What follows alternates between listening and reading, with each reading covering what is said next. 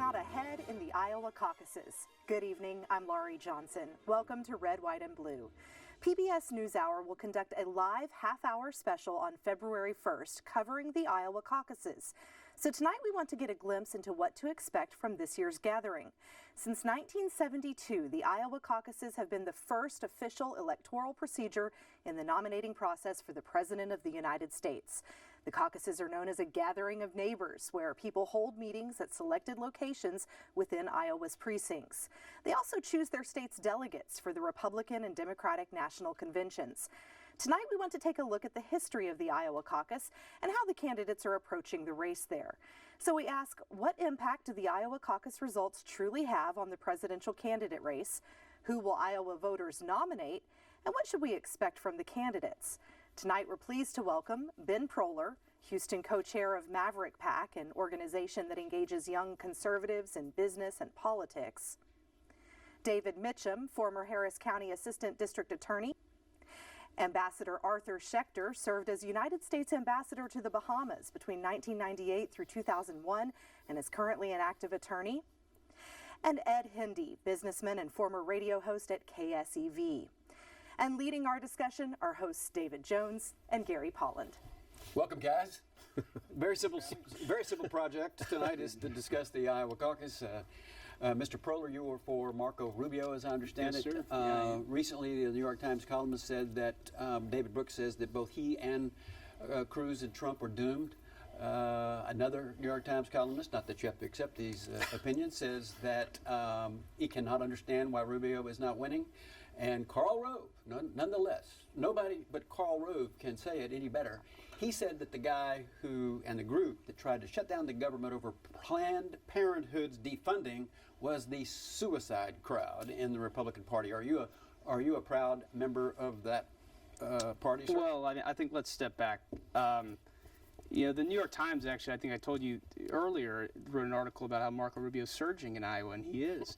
You can pay a lot of attention, our shows about Iowa, about attendance. And recently, Marco's been getting great crowds in Iowa, 200-300 people.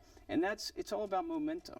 And leading up into the caucus, Marco has always been a momentum type of candidate. And so this is going to be a long process, and it's going to be a building process. And despite what the mainstream media is going to say about Marco, there's three things I know about him. He's the only candidate that can unite the party.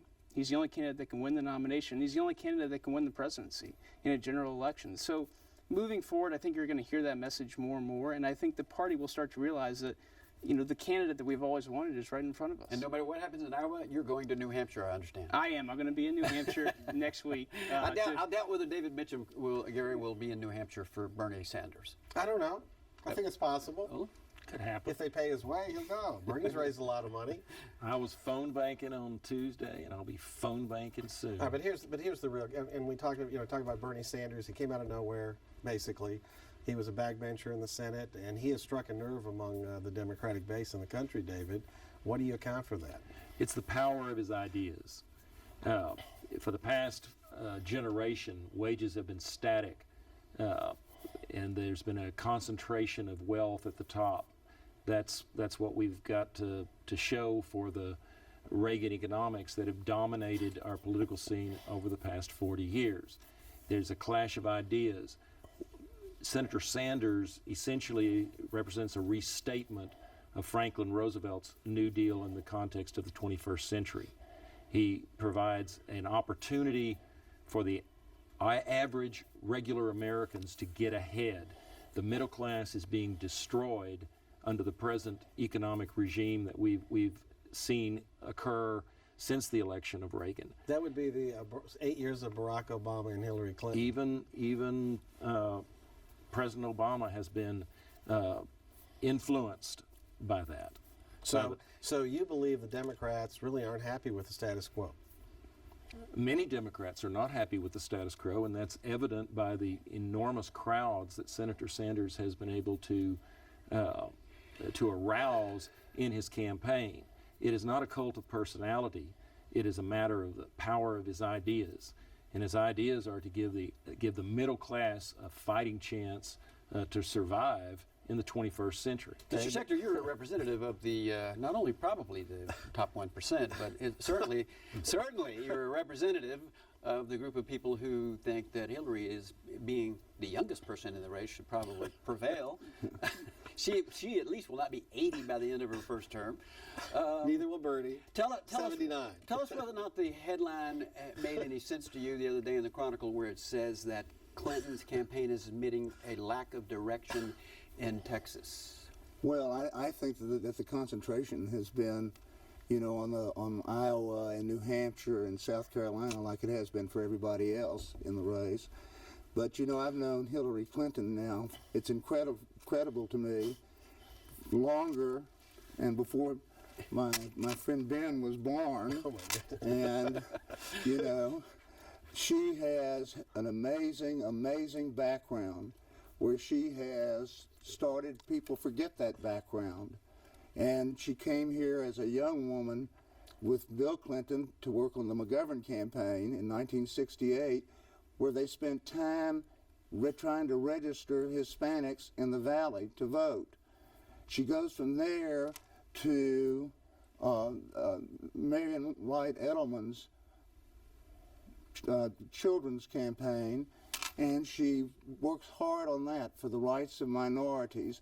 She goes to Alabama as kind of an undercover agent for the children's campaign to try to identify schools that are discriminating or opening up just to stay segregated, because they wouldn't be entitled to federal funding for that. Her whole life has been dedicated and has been spent in a very concise, forward manner, promoting fairness and fair rights for everybody in our society. She is the most consistent leader we have. And you talk about the Obama-Clinton administration, and I know there are many people that are unhappy about that grouping. Yeah, well, like David Mitchum and Bernie Sanders supporters. Well, based on they don't the think economy. we've gone far enough on a lot of issues. But the fact of the matter is, the day President Obama went into office, the world was on the verge of economic collapse, and the Hillary Clinton foreign policy, a lot of it was directed by what they found themselves in the Middle East and in Iraq and otherwise. And I think history will cause that matching that you seem to sneer at, Mr. Polland. Yes. And, Let's see if Ed Hindy's scenario. Ed. Okay, Ed, are we better off than we were 8 years ago? Foreign policy or domestic policy? I don't even think the Democrats think we're better off than we were 8 years ago. And who's your candidate? Don't And forget. I clearly have supported and will continue to support and am ardently supporting Ted Cruz.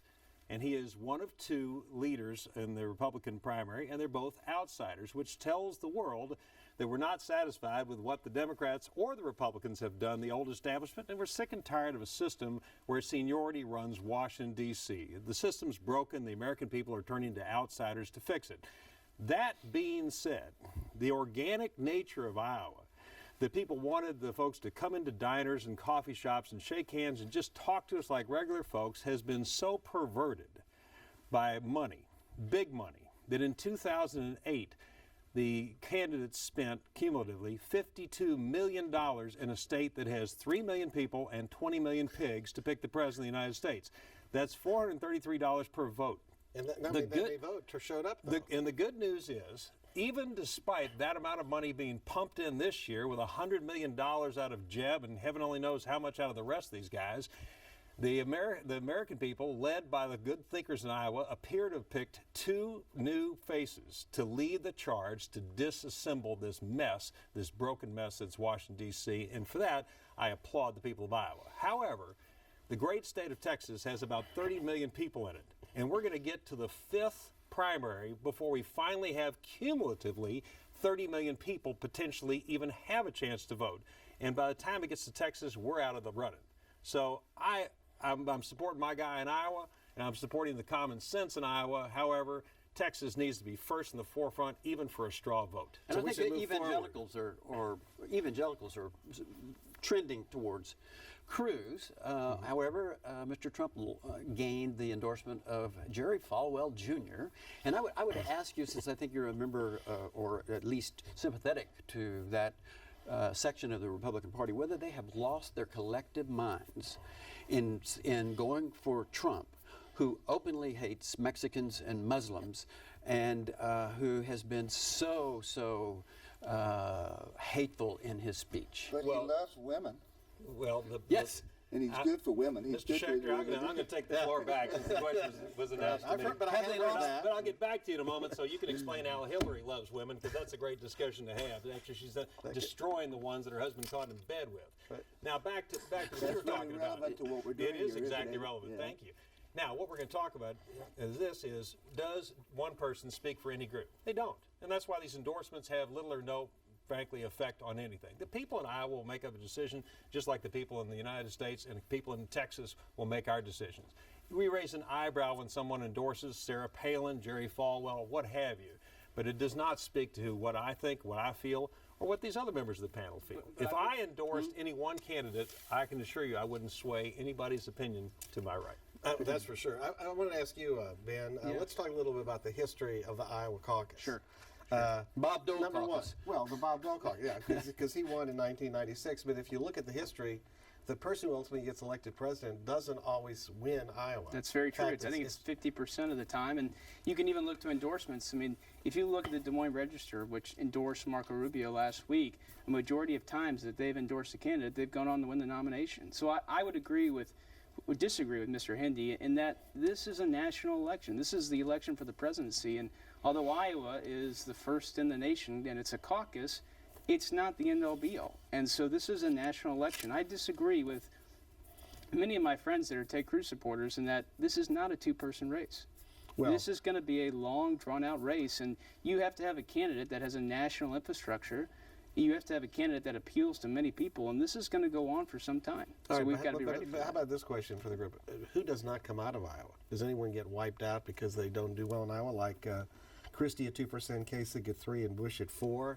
Are they finished if they don't do that well, as the polls show? I think if they don't get out of Iowa with a decent showing, they're going to be weakened. Whether they determine at that point they can't go on or not, that's their decision. I think the American people are going to decide. And the polls seem to be running pretty concise and pretty close no matter who does the polls. And with respect to the folks that don't see the top two as being the top two, that's fine. We'll let it sort itself out. That's the beauty of the primary. I wish we could all vote at the same time. And on the Democratic side, Mr. Mitchum, there's really only two candidates, Hillary Clinton and Bernie Sanders. In the spirit I of don't the know vice whether or not president. The spirit of the vice president. in the Joe spirit of the Biden. vice president, right? And I don't know whether you noticed or not, but Mr. Sanders recently had a meeting with the president. He comes out and says the president is neutral and even-handed. I don't know whether or not Mr. Sanders was paying attention when the president of the United States virtually endorsed Hillary Clinton for president, saying she was the best qualified non-vice president to ever run for the office. Worked harder than he did. The Ginger Rogers quote about doing everything backwards on heels. I mean, isn't Barack Obama the firewall for Hillary Clinton? Well, I would disagree that he's the firewall.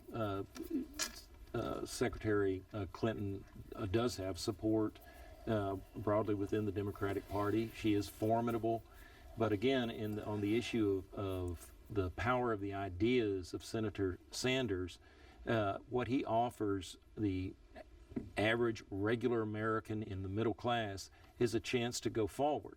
And Secretary Clinton has caused great anxiety among some quarters of the Democratic Party about her relationship with Wall Street. In fact, last night, as I understand it, as Senator Sanders was campaigning in a small town in Iowa with regular folks, Secretary Clinton was drumming up money at a Philadelphia investment bank. And what a Philadelphia investment bank has to do with the Democratic wing of the Democratic Party, I don't know. But I will say this, regardless of who wins the primary, the Democrats are going to unite come November. And we will be ready for whoever the Republicans put up. It does look like Fox News may interfere with the Republican hegemonic past. That's for sure. Well, I was going to get Arthur's take. And before we get to that, I want to ask Arthur, okay, Iowa Caucus for Democrats. How does it work?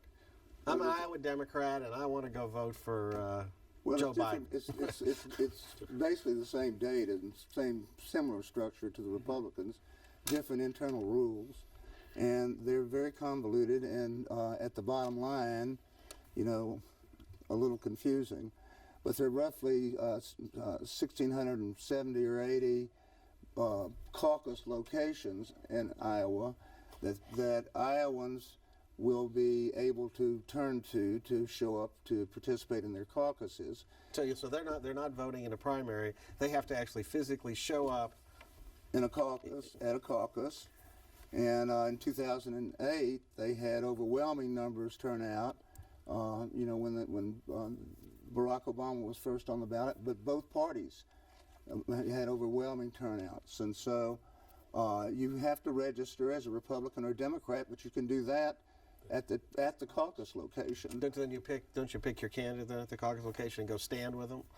Kind of. Well, the Democrats do. Democrats, The yes. Democrats do. The Democrats have a very kind of open dialogue kind of Yeah, deal. David Mitchum was out there trying to pitch people to come over to Bernie, and Arthur Schechter That's saying, right. come over to Hillary. Well, and I'm sure there'll be some people there for whoever the third Democrat I don't candidate. think so.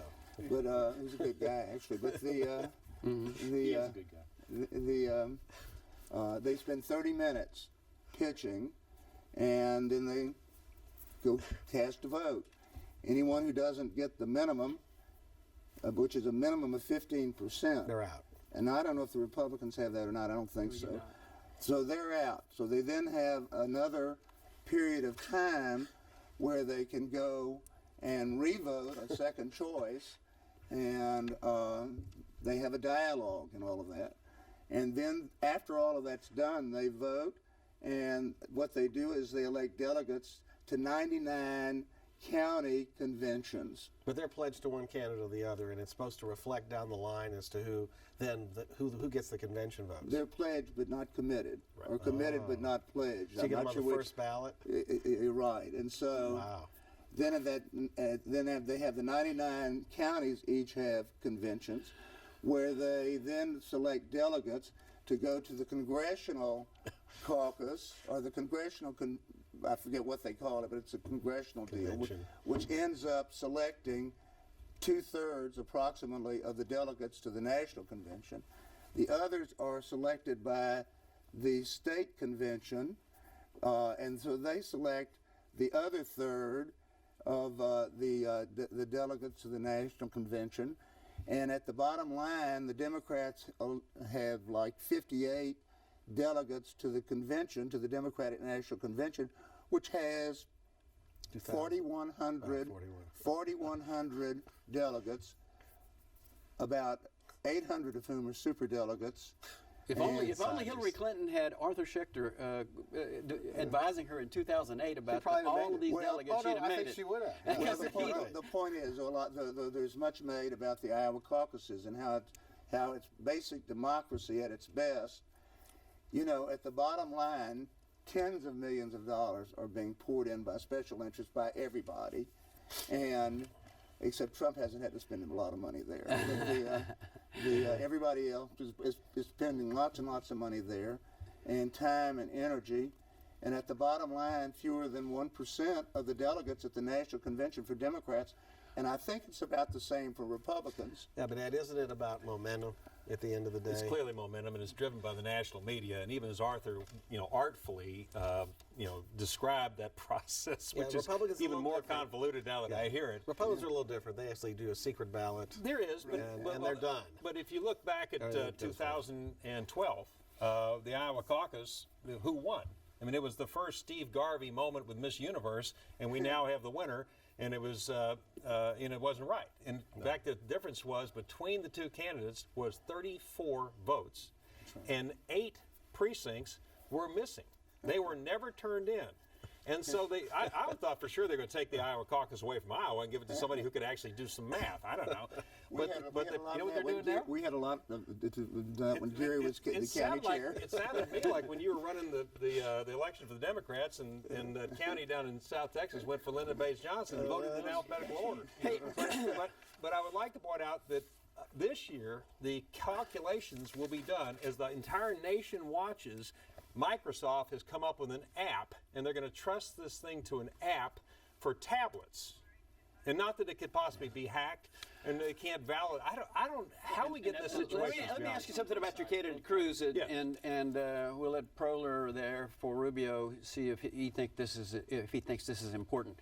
You know, on the I'm a man of the people kind of argument that is being made. This is a guy who has had undisclosed loans from Goldman Sachs and Citibank in order to be elected senator in the United States, and only just now started filing the forms to Telesat.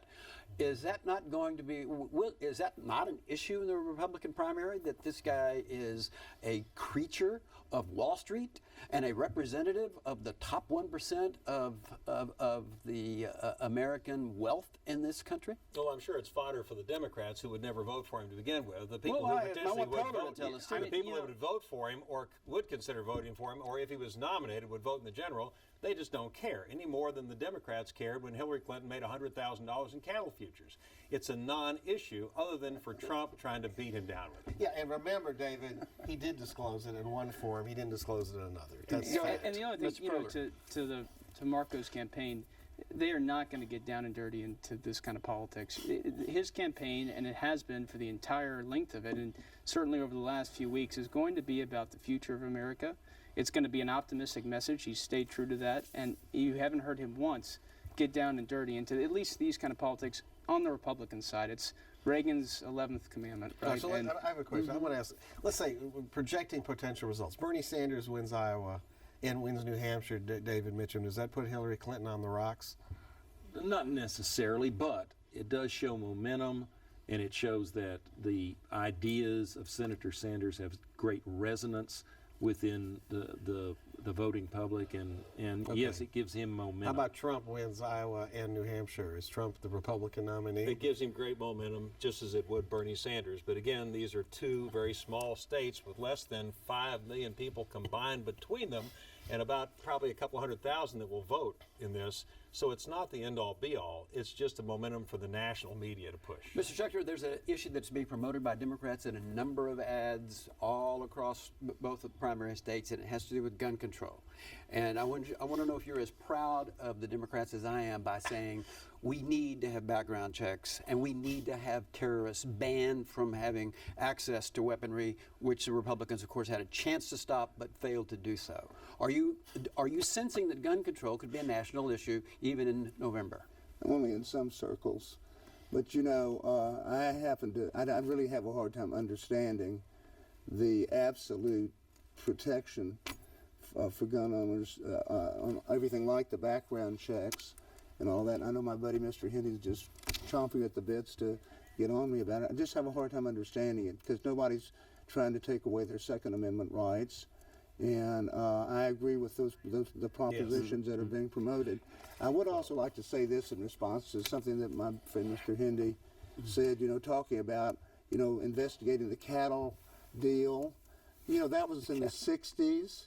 Yeah, And it has been thoroughly investigated. Wait a minute. There have been hundreds of millions of dollars of tax dollars spent investigating these people for everything from their cattle We could do a futures whole show on that. to land deals to everything that have and they've been cleared out of cleared on every one of Unless these you watch cattle futures in Iowa. I have to admit, that's the beauty of the Rubio campaign and others, because here's the thing. That is yesterday.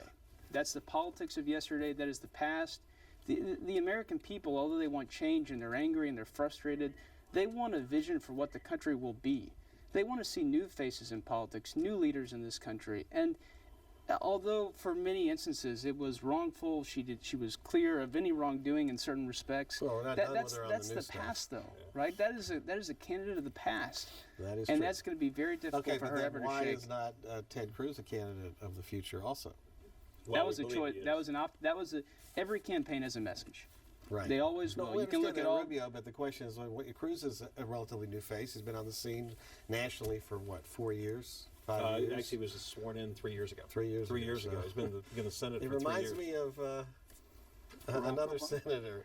Other than the difference is that Cruz actually went to work in the Senate and actually made a difference And in he the had a Senate. real job. He had a real job before that. The only thing that appeals to you about this race so far on the Republican side is that George P. Bush or Okay. George Bush is nowhere around. Thank you, Mr. Proler, Mr. Mitchum, our Ambassador Schechter, Ed Endy. It's been a pleasure. Thank you, Lori. Thanks, guys. Tune to TV8 on Monday, February 1st, as PBS NewsHour senior correspondent Judy Woodruff reports live from the Iowa Caucuses beginning at 11 p.m. Also, every week following Red, White, and Blue, you can continue the conversation online with Houston Public Media's digital series, Political Perspectives, featuring Jay Iyer and Brandon Rottinghouse. Starting at 8 p.m., log on to houstonpublicmedia.org/perspectives. And remember, you can catch Red, White, and Blue every Friday at 7:30 p.m. here on TV8, and again Saturdays at 6:30 p.m. We also invite you to visit us online and send us your comments. We want to hear what you have to say about the issues that affect Houston. You can submit your comments at houstonpublicmedia.org or on Facebook, and don't forget to like us. Thanks so much for watching. Good night.